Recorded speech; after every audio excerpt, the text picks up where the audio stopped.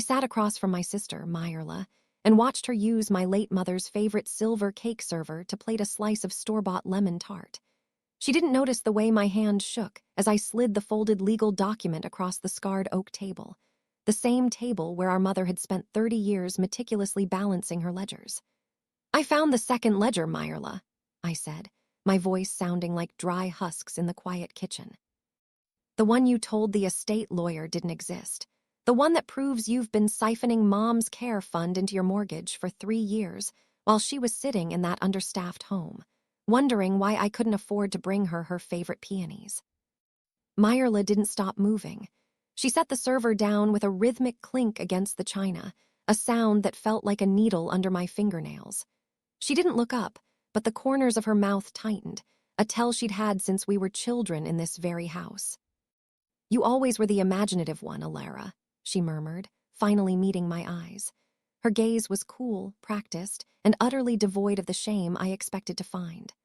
Mom was confused toward the end. Her records were a mess. I was the one who handled the dirty work while you were off finding yourself in the city. If a few numbers don't add up to your satisfaction, perhaps it's because you weren't here to see the actual costs of dying. The air in the kitchen felt heavy, smelling of the stale lavender potpourri Mom had kept on the windowsill and the sharp, artificial citrus of the tart. For months, I had carried a dull, aching guilt, believing Myrla's narrative that our mother's modest wealth had simply been swallowed by the voracious appetite of end-of-life care. I had apologized for my absence, for my career, for my perceived selfishness. I had let Myrla take the lead on the inheritance, believing her resentment was the price I had to pay for my independence. But the ledger I'd found tucked behind the loose baseboard in the pantry told a different story. It was a story of methodical, quiet theft. I looked at the wallpaper, peeling at the corners, and thought of the budget facility Myrla had insisted was the only option. I remembered Mom's thin, translucent skin and the way she'd gripped my wrist during my last visit, whispering that she missed her garden. Myrla had told me the garden had been sold off to pay for the nursing staff. In reality, the money had gone toward a renovation on Myrla's suburban colonial. "I'm not talking about imagination," I said, my thumb tracing a deep scratch in the wood of the table. "I'm talking about the 14th of every month, transfers to an account labeled maintenance. Only, this house hasn't seen a lick of paint in a decade, Myrla, but your kitchen has new marble counters, doesn't it?" Myrla took a slow, deliberate bite of her tart. The silence stretched, punctuated only by the hum of the old refrigerator. "You have no idea what I sacrificed," she whispered, her voice suddenly sharp, a blade glinting in the dim light. "You think a ledger makes you the hero. I stayed. I watched her fade. You just want a payday now that the hard part is over." She stood up, the chair screeching against the linoleum. "Get out of this house, Alara. It's mine now. Mom signed the deed transfer 2 weeks before she passed. Didn't she tell you?" I felt the blood drain from my face, a cold hollow opening in my chest. The deed. The one thing I thought was safe. I looked at my sister, really looked at her, and realized the psychological war hadn't just begun. It had been won while I was still mourning at the funeral. The word mine hung in the air, thick and suffocating. I looked down at the table, at the flour-dusted grooves I used to trace as a child, and felt a sudden, violent sense of displacement. This house, with its drafty hallways and the specific way the sunlight hit the staircase at 4:00 p.m., was the only anchor I had left. "She was on heavy sedation 2 weeks before she passed, Myrla," I said, my voice dropping to a whisper. "She couldn't even recognize her own reflection, let alone understand a deed transfer. You guided her hand, didn't you?" Myrla began clearing the plates, her movements brisk and efficient. The domesticity of the act, the scraping of the lemon tart remains into the trash, the rushing water in the sink, was a jarring contrast to the theft she had just admitted to. "She wanted me to have it," Myrla said over the sound of the faucet. "She knew I'd keep it in the family. You would have sold it to the first developer who offered you a check so you could go back to your consulting life." She turned the water off and leaned against the counter, drying her hands on a frayed dish towel. Her expression shifted from coldness to a terrifying sort of pity. "Go back to the city, Alara. There's nothing for you here but dust and debt. I'm doing you a favor, really. You don't have the stomach for this kind of history." I stood up, my legs feeling heavy, like I was wading through deep water. I didn't leave. Instead, I walked toward the pantry. Myrla's eyes followed me, narrowing. I reached into the shadows of the bottom shelf, past the expired tins of soup and the boxes of tea, and pulled out a small, unassuming tin box. Myrla's posture stiffened. "That's just Mom's sewing kit. Leave it alone." "It was her sewing kit," I corrected, opening the lid. Inside weren't needles or thread, but a stack of postcards. They were addressed to me, spanning the last 3 years. None of them had ever been mailed. I flipped one over. The handwriting was shaky but legible. "Alara, Myrla says you're too busy to visit this month. I understand. The garden is gone, but I'm saving my pennies for a train ticket to see you. Don't tell her, she gets so worried about the money." I felt a sob catch in my throat, a physical lump of lead. Myrla hadn't just stolen the money, she had curated a landscape of mutual resentment.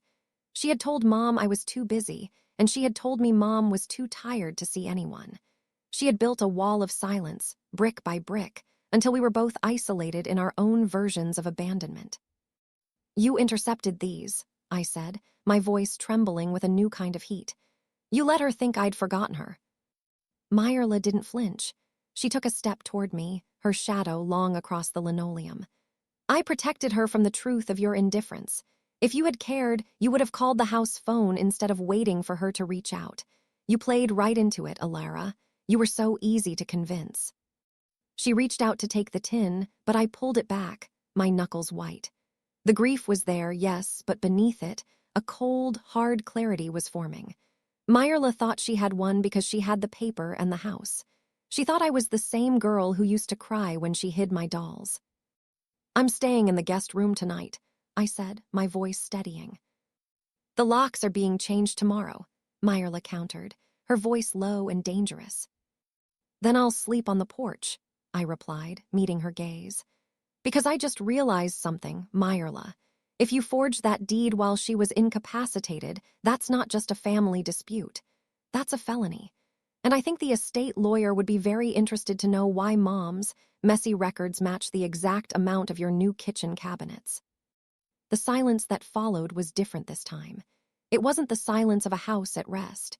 It was the silence of a predator realizing the cage door wasn't actually latched.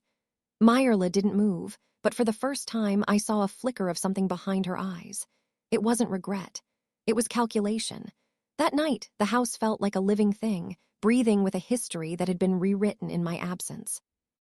I lay in the guest room, staring at the ceiling where a water stain looked like a map of a country I didn't recognize.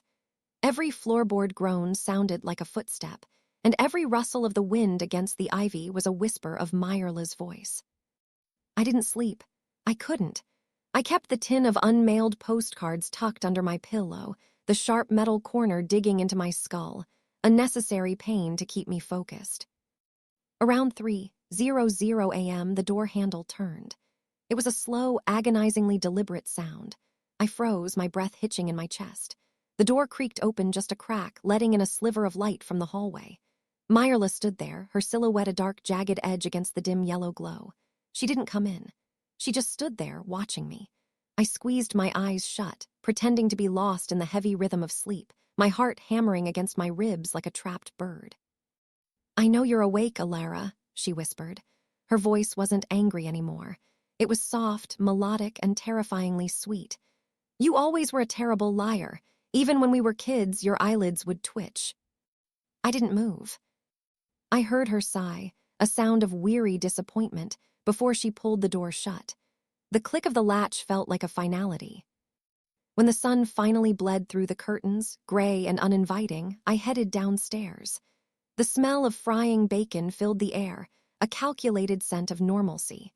Myrla was at the stove, wearing Mom's old floral apron. She looked refreshed, her hair pulled back into a tight, professional bun. "Coffee's in the pot," she said, not turning around. "I've been thinking. You're right, Alara. Things got complicated. Being a sole caregiver changes you. It makes you survival-minded. I might have overstepped with the deed, but I did it to ensure the house stayed with someone who actually cares about the roof over our heads." She turned, holding a plate of eggs. So, hear what I'm prepared to do. I'll sell the house. We split the proceeds 60-40, 60 for me, for the 3 years of labor you didn't provide. You take your share, you go back to your life, and we never have to look at each other again. No lawyers, no ledgers, no police. I poured a cup of coffee, watching the black liquid swirl. It was a tempting offer, a clean break, a significant sum of money, and an end to the suffocating tension. But then I looked at the maintenance account entries in my mind. I thought about the peonies Mom never got. 60-40, I repeated, taking a sip. The coffee was bitter, scorched. And what about the money you already took? The nearly 80,000 from the care fund? Myrla's smile didn't reach her eyes. Consider that my back pay. Negotiable, of course, but let's be realistic. If you take this to court, the legal fees will swallow your 40% before you even see a judge. By the time it's over, the only winner will be the men in suits. She sat down and began to eat, her fork scraping the plate with a precision that made my skin crawl. She was so sure of my greed. She was so sure that, like her, I had a price. I'm going for a walk, I said, setting the mug down. Don't take too long, she called out as I reached the mudroom. The locksmith is coming at noon. I'd hate for you to be locked out with nothing but those dusty postcards. I stepped out onto the porch, the cold morning air stinging my lungs. I didn't go for a walk.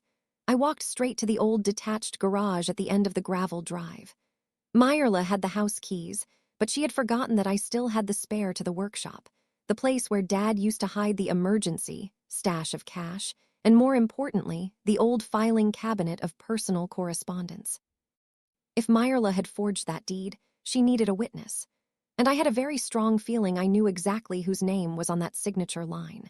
The garage smelled of damp earth and motor oil, a heavy, masculine scent that had survived long after Dad passed. My hands fumbled with the padlock, the metal freezing against my skin, until finally it yielded with a stubborn snap. Inside, the shadows were thick, draped in cobwebs that clung to my hair like sticky lace. I moved toward the back, where a rusted green filing cabinet sat buried under a mountain of empty flower pots and old tarps. Myrla had never set foot in here. She hated the spiders and the grime. She preferred the sterile, polished surfaces of her renovated life. I pulled the bottom drawer. It shrieked in protest, a metal-on-metal scream that I was sure would carry all the way back to the kitchen. Inside, I found the folders. They weren't organized by date, but by person.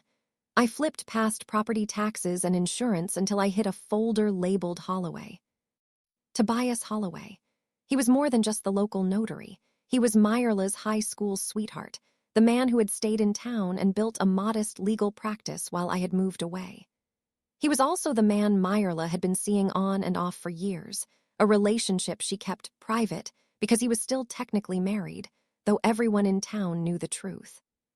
I pulled out a series of personal letters and old business receipts. Among them was a scrap of paper, a practice sheet. On it, my mother's signature was traced over and over again. The loops of the L, the shaky descent of the Y, it wasn't Myrla's handwriting. It was a man's steady, practiced hand trying to mimic the tremors of an 80-year-old woman. My stomach did a slow, nauseating roll. They hadn't just pressured her, they had practiced her. I tucked the sheet into my jacket just as the gravel crunched outside. My heart leapt into my throat. I peered through the cracked garage window. It wasn't the locksmith. It was a sleek, black SUV, Tobias's car. He stepped out, smoothing his tie, looking every bit the respected town official. Myrla met him at the porch steps. They didn't embrace, but there was an intimacy in the way they stood, shoulders close, heads tilted toward each other in a conspiratorial huddle. She handed him a folder, the deed, I assumed, and he nodded, tucking it into his briefcase. They were moving fast. If they filed that deed at the county office today, the house was legally hers, and my second ledger would look like the desperate ramblings of a jealous sibling. I stayed huddled in the dark, watching them through the glass. Myrla pointed toward the guest room window upstairs, then toward the garage. Tobias glanced my way, his eyes scanning the yard. I ducked, my back hitting the cold filing cabinet, my breath coming in jagged, silent hitches. I realized then that this wasn't just about a house or a few $1,000s. Meyerla had spent years building a fortress of lies, and Tobias was the architect. They had erased me from my mother's life, and now they were erasing the last traces of my mother's will. A heavy thud echoed from the house, the front door closing. Then, the sound of an engine turning over. I waited until the sound of the SUV faded before I emerged from the garage, my mind racing. I didn't have much time. I needed to get to Tobias's office before he processed those papers, but I also knew Meyerla was inside, likely watching the driveway like a hawk. I looked down at my phone. I had one person I could call, someone Meyerla wouldn't expect me to remember. I dialed the number for Mrs. Gable, the neighbor who had lived next door for 40 years. She was the town's unofficial historian, and the woman who had watched me and Meyerla grow up from behind her lace curtains. "Mrs. Gable," I whispered when she picked up. "It's Alara, I need to know. Did you see Tobias Holloway at the house the week before my mother died? Not in the afternoon, I mean late, at night." There was a long pause, the sound of a tea kettle whistling in the background. "Alara, dear," she said, her voice dropping to a conspiratorial low. "I saw more than that. I saw him bringing over a portable light and a stack of papers at midnight. I thought it was strange, her being so ill and all. Why do you ask?" The knot in my chest tightened. "Because I need you to tell that to a different kind of lawyer, Mrs. Gable, and I need you to do it now." "Be right over, Alara," Mrs. Gable said, her voice crackling with a sudden, sharp clarity. "I kept a log, you know. Since my Harold passed, I write down everything I see out that window. It keeps the days from blurring. I have the dates. I have the times." I hung up, my hand trembling. I had the ledger, the practice signatures, and now a witness. But as I turned toward the house, I saw Meyerla standing on the porch. She wasn't wearing the apron anymore. She was wearing her coat, her car keys gripped in her hand like a weapon. "Who were you talking to?" she asked, her voice projecting across the lawn. She began walking toward me, her boots thudding against the frozen earth. "Just making arrangements," I said, trying to keep my voice flat, trying to hide the bulge of the practice sheets in my jacket pocket. She stopped 3 feet away, her eyes scanning my face with a surgical precision. "You went into the garage. I told you to stay out of there. It's unstable." She reached out, her fingers brushing the lapel of my coat. "You've got cobwebs on you, Alara, and you're sweating in the cold. What did you find?"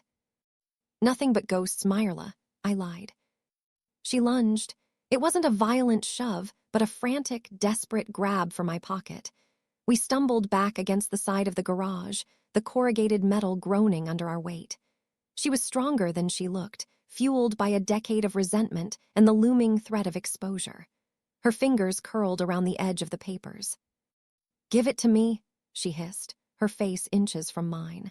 I could see the tiny lines of exhaustion around her eyes, the sheer weight of the facade she had been maintaining.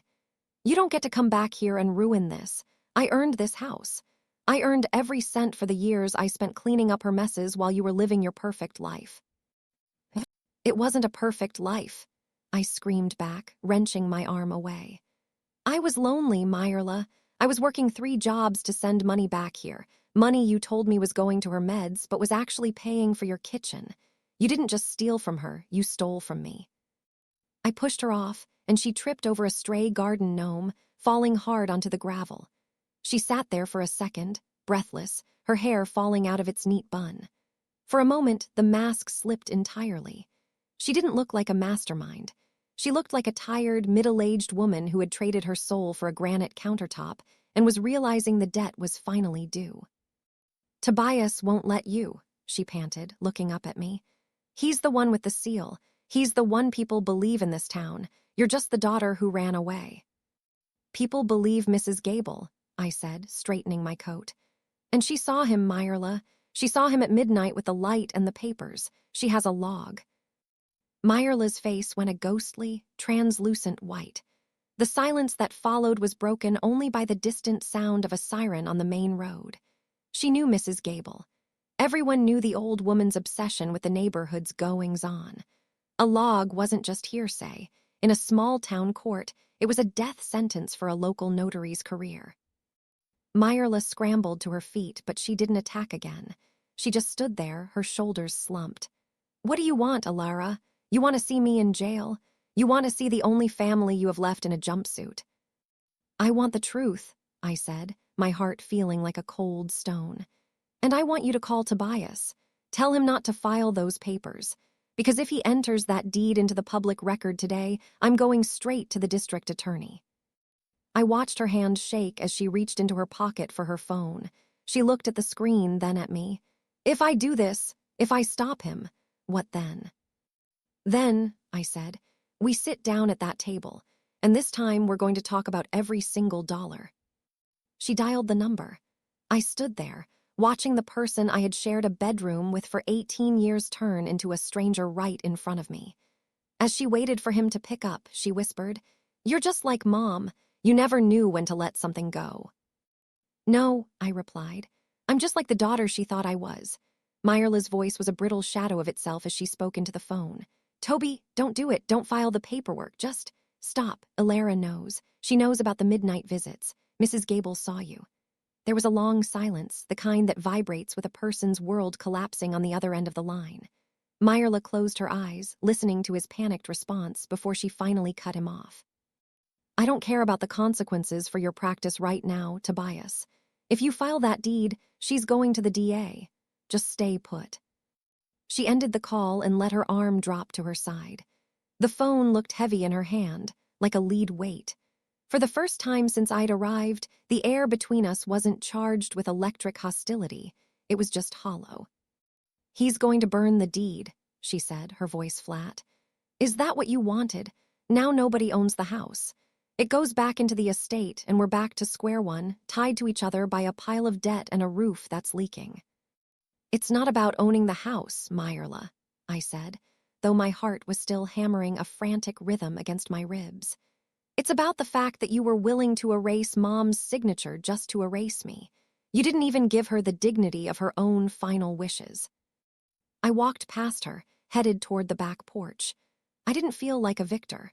I felt like I had spent the morning digging up a grave only to find it was deeper than I imagined. Inside the kitchen, the sunlight was finally hitting the floor, illuminating the dust motes dancing in the air, the same dust Myrla had used as a threat. I sat back down at the oak table. Myrla followed a minute later, stepping into the kitchen with a cautious, feline gait. She didn't sit. She stood by the sink, looking out at the garden she had claimed was sold off for expenses. The overgrown rose bushes were choked with weeds, their thorny branches reaching out like skeletal fingers. "I didn't start out wanting to steal," she whispered, her back still to me. "But the bills, they just kept coming. Every time the nurse called with a new facility fee or a medication adjustment, I felt like I was drowning. And you'd call from some gallery opening or a bistro, asking if she liked the flowers you sent. You had no idea that the flowers arrived on the day she forgot how to swallow." She turned around, her eyes red-rimmed but dry. "I started taking a little, just to cover my own gas my own time. Then I saw how easy it was. She didn't know. You didn't ask for receipts. It became a way, too, to pay myself back for the life I was losing while you were living yours." It was a confession, but it was wrapped in a shroud of justification that made my skin crawl. It was the psychological architecture of a thief, the belief that she was the victim of her own crime. "So you decided she didn't need the better facility," I said, my voice cold. "You decided she didn't need the comfort she'd worked 40 years to afford because you felt owed." "You weren't here, Alara," she snapped, her composure fracturing. "You don't get to judge the choices made in the dark when you were basking in the sun." I reached into my bag and pulled out the second ledger, the real one. I opened it to the final page, where Mom had written a note in the margin, dated just a month before her health plummeted. It was a note Myrla had clearly missed in her frantic skimming. I slid the book across the table. "Read the bottom, Myrla." Myrla leaned over, her eyes scanning the shaky script.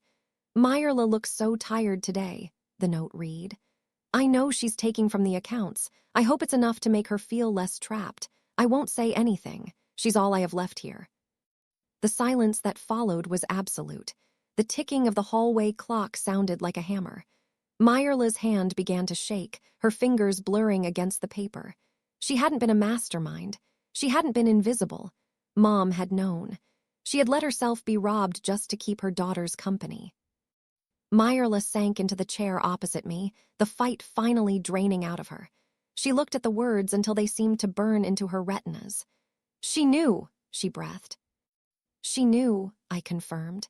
And she loved you anyway. But I'm not Mom, Myrla. I'm not going to sit in the dark and let you take what isn't yours. I stood up, picking up the ledger. I'm going to the bank tomorrow. We're going to audit every cent. And then we're going to talk about what happens to this house. Because you aren't the only one who has a right to be here. I walked toward the stairs but stopped at the doorway. And Myrla, the locksmith, cancel him, I'm staying in my room. As I climbed the stairs, I heard the first sound of true, uncalculated grief from the kitchen. The sound of my sister finally breaking under the weight of a mercy she didn't deserve. But as I reached the landing, a new thought chilled me. If Tobias was willing to forge a deed, what else had he helped her hide? The house was quiet that evening, but it was a jagged, uncomfortable silence. I sat in my childhood bedroom, the wallpaper of faded cornflowers mocking the adulthood I was currently struggling to navigate. Every few minutes, I'd hear the floorboards moan in the hallway, Myrla packing, or perhaps just the house settling into its new, fractured reality. I spent the hours going through the unmailed postcards again, but this time, I looked at the postmarks. They stopped abruptly 6 months ago. That coincided perfectly with the date Myrla had claimed Mom lost her grip on reality. A soft knock came at the door. I didn't answer, but the door pushed open anyway. Myrla stood there, her face scrubbed clean of makeup, looking startlingly like the teenager she used to be. She held a small, leather-bound address book. I called Tobias, she said, her voice hollow. He's spiraling. He wants to flee. He's talking about moving to his sister's place in the city. She stepped into the room, her eyes avoiding mine. He told me something else, Alara, something I didn't know.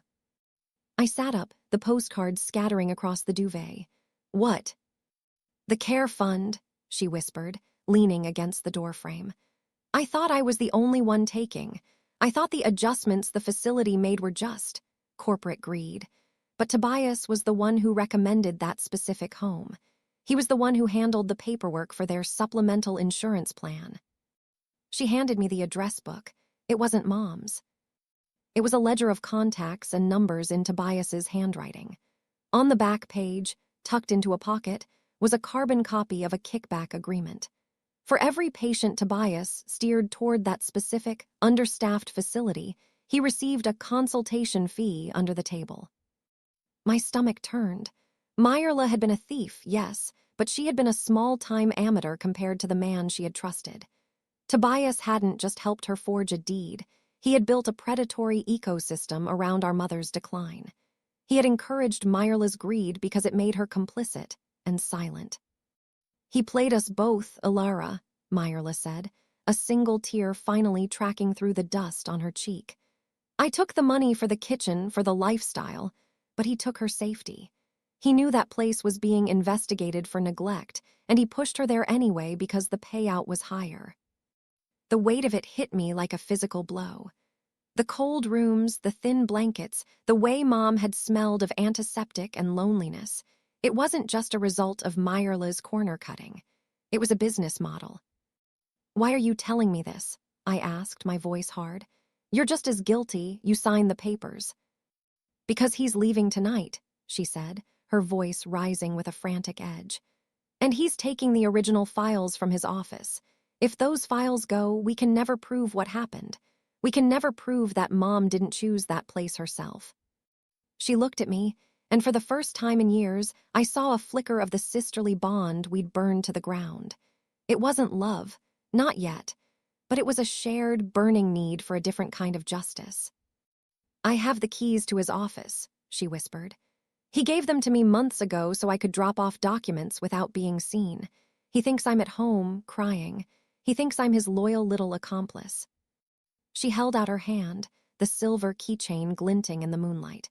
If we go now, we can get the files before he clears out. We can show the board exactly what kind of notary he is." I looked at the keys, then at the sister who had spent the last 3 years gaslighting me. I didn't trust her. I knew she was likely trying to shift the blame to save her own skin. But I also knew that Tobias Holloway was the one who had truly turned my mother's final years into a commodity. "Get the car," I said, standing up. "But don't think this changes anything between us, Meyerla. You're still a thief. You're just a thief who got cheated by a bigger one." "I know," she said, her jaw tightening. "But I'd rather go down with the truth than stay up with his lies." We walked out of the house together, 2 women bound by blood and betrayal, heading into the night to dismantle the life of the man who thought we were too broken to fight back. The drive to the town center was a study in suffocating silence. Meyerla gripped the steering wheel so hard her knuckles were white, the dashboard lights casting a ghoulish green glow over her features. We passed the old town square, where a statue of some local founder stood frozen in time, a reminder of the wholesome heritage Tobias and Meyerla had used as a shield. "He'll be there," Meyerla whispered, more to herself than to me. "He always does his best thinking at 4:00 a.m. He thinks he's invisible when the world is asleep." We parked a block away from the brick professional building where Tobias kept his office. The air was biting, a damp cold that seemed to seep through my coat and settle in my marrow. Meyerla led the way to the side entrance, her movements jagged and nervous. When she slid the key into the lock, the click sounded like a gunshot in the empty street. Inside, the office smelled of expensive leather and stale coffee. It was the smell of success built on the backs of people too tired to fight. We moved quickly, guided by the glow of our phone screens. "The filing room is behind the desk," Meyerla directed, her voice trembling. We found the cabinet labeled estate planning and long-term care. My heart was thumping against my ribs as I watched her pull out drawer after drawer. Finally, she stopped. Her hand went to her mouth. "It's empty," she breathed. I pushed past her, looking at the bare metal. The folders were gone. The evidence of the kickbacks, the original forged deed, the notes on Mom's capacity, all of it had been scrubbed. "He's already been here," I said, a wave of cold fury washing over me. "Not necessarily," a voice boomed from the doorway. We spun around. Tobias was standing there, silhouetted by the hall light. He wasn't wearing a suit. He was in a heavy flannel shirt and jeans, looking less like a lawyer and more like a man ready to disappear. In his hand, he carried a heavy, industrial-sized shredding bin. "I expected you, Meyerla," he said, his voice surprisingly calm, though his eyes were darting between us. "But I didn't think you'd bring the city sister. You always did have a flair for the dramatic when you were backed into a corner." "Where are the files, Toby?" Meyerla stepped forward, her voice regaining some of its steel. "I know about the facility fees. I know you weren't just helping me. You were milking us." Tobias let out a short, dry laugh. "Milking you? Meyerla, I was providing a service. You wanted your mother out of your hair so you could play house. I made sure she went somewhere that paid for the privilege. We were partners." He turned his gaze to me, his expression hardening. "And you, Alara, you think you're the moral high ground? You left. You traded your family for a paycheck and a zip code that doesn't care if you live or die. You're the reason this was so easy. A ghost can't protect an estate." He began to move toward the shredder, a thick stack of papers tucked under his arm. "Those papers don't matter as much as you think," I said, stepping into his path. My voice was steady, a sharp contrast to the chaos in my chest. "You think you're the only one who keeps records? I have a witness, Tobias. Mrs. Gable saw you, and I have the practice signatures from the garage, the ones in your hand." Tobias paused, his foot hovering over the shredder's pedal. For a second, the calm facade cracked. He looked at Meyerla, a silent question in his eyes. "She found them, Toby," Meyerla said, her voice dropping to a low, dangerous hiss. "And she's not going to stop. Neither am I. You made me a criminal to cover your own tracks. I'm done being your shield." Tobias looked at the shredder, then at us. He was calculating the odds, weighing the risk of a physical confrontation against the certainty of the evidence I claimed to have. "You're bluffing," he said, but his hand was shaking as he tightened his grip on the papers. Mrs. Gable is 85. No jury will take the word of a woman who talks to her cats. Maybe, I said, taking a slow step toward him. But they'll take the word of the bank when they see the wire transfers from the facility to your personal holding company. I've already flagged the accounts, Tobias. The audit starts at 9:00 a.m. I was lying about the audit. I hadn't had time to call the bank, but the look of pure, unadulterated terror that crossed his face told me I had hit the mark. He looked at the window, then at the door, and for the first time, I realized that the elite man of the town was nothing more than a cornered rat. Tobias took a frantic step toward the shredder, but his boot caught on the edge of a stray rug. The stack of papers in his arms fanned out like white wings, scattering across the polished floor. For a split second, we all stared at them, the physical debris of my mother's stolen dignity. Myrla lunged. She didn't go for Tobias, she went for the papers. She scrambled on the floor, her fingers clawing at the documents, pulling them toward her chest. "Get away from those," Tobias roared, dropping the heavy shredder bin. The plastic hit the floor with a hollow thwack that echoed through the dark office. He reached down to grab Myrla's shoulder, his face twisted into something unrecognizable, a mask of panicked entitlement. I didn't think, I moved. I stepped between them, my hand finding a heavy glass paperweight on the edge of the desk. I didn't swing it, but I held it with a white-knuckled grip that made my intentions clear. "Don't touch her," I said, my voice vibrating with a cold, sharp resonance. "It's over, Tobias. Look at yourself. You're a middle-aged man scuffling on a floor in the middle of the night. Is this the respected life you were so worried about protecting?" Tobias froze. He looked down at Myrla, who was clutching a folder labeled Holloway/Vein Private, and then up at me. The adrenaline seemed to leak out of him all at once, leaving behind a gray, diminished version of the man who had stood on our porch that morning. "You don't understand," he stammered, his breath coming in shallow hitches.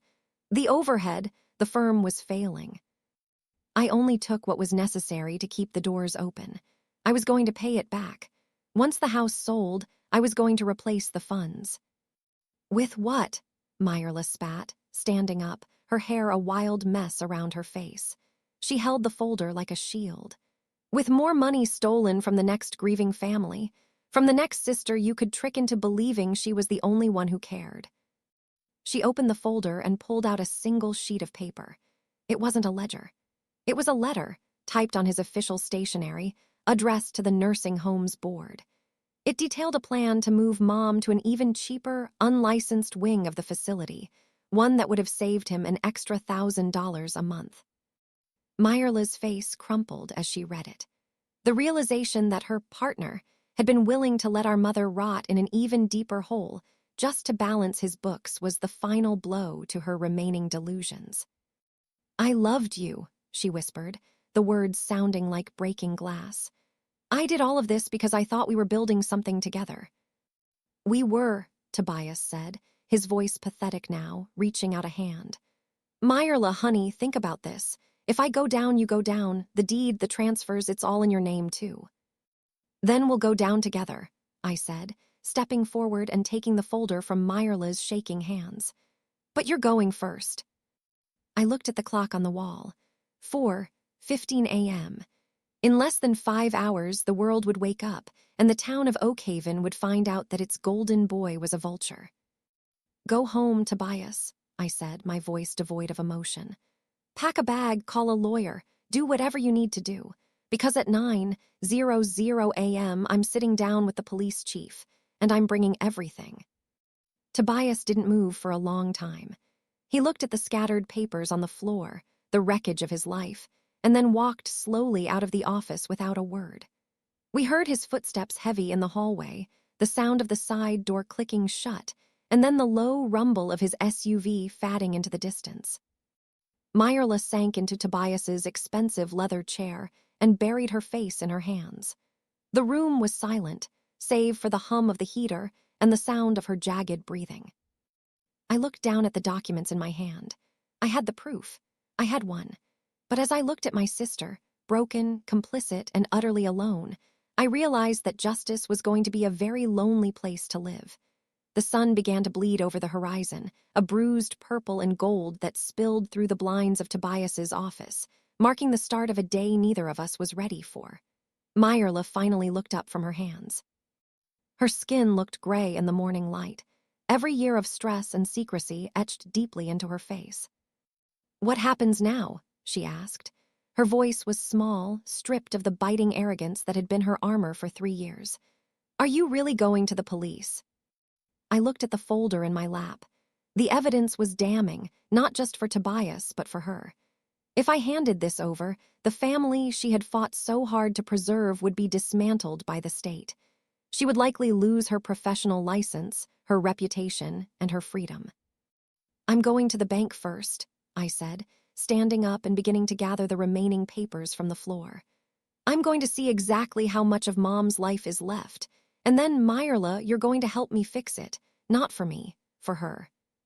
We left the office as the first commuters began to trickle into the streets. Back at the house, the atmosphere had shifted. It no longer felt like a battlefield. It felt like a wake. Myrla went into the kitchen and began to make coffee, real coffee this time, the smell of it filling the house with a bittersweet warmth. I sat at the oak table and laid out the postcards, the ledger, and the kickback agreement.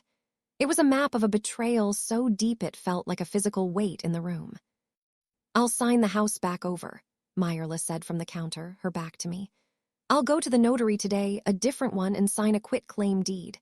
It'll be in both our names, just like it should have been. And the money, I'll sell my car. I'll liquidate my 401k. I'll pay back every cent I took from the care fund." I watched her shoulders shake. She was making an offering, a desperate attempt at penance. But I knew that money couldn't buy back the months of comfort our mother had been denied. It couldn't unwrite the letters that were never sent. "It won't be enough to keep you out of trouble, Myrla," I said gently. "The nursing home investigation is already moving. When they find out Tobias was taking kickbacks, they'll look at the signatures on the intake forms. They'll see your name." She turned around, a haunted look in her eyes. "I know. I'm not asking for a pass, Alara. I don't want her last legacy to be this. I don't want the town to remember her as the woman whose daughters tore her life apart before she was even cold." She walked over and sat down, looking at the postcards. She picked one up, the one where Mom mentioned saving pennies for a train ticket, and her lip trembled. "She really thought you were too busy," Myrla whispered. "I told her you were traveling the world. I made it sound like you were having the time of your life so she wouldn't feel like you were avoiding her. I thought I was being kind in some twisted way. I thought if I made you the villain, she'd rely on me more. She'd need me." The psychological reality of it was devastating. Myrla hadn't just wanted the money, she had wanted to be the favorite. She had been willing to starve our mother of my love just so she could be the only source of light left in the room. It was a hunger for validation that had turned into a slow-motion crime. "We have 4 hours until the bank opens," I said, sliding a pen toward her. "Start writing, Myrla, everything. Every transfer, every lie, every person Tobias talked to. If we're going to do this, we're doing it completely." As she began to write, the scratching of the pen against the paper was the only sound in the house. I walked over to the window and looked out at the garden. It was messy, overgrown, and full of thorns, but the soil was still there. I thought about the justice I had wanted when I arrived. I had wanted fire. I had wanted to see her ruined. But looking at her now, I realized that living with the truth of what she'd done, the knowledge that Mom had known and loved her anyway, was a far heavier sentence than any a judge could hand down.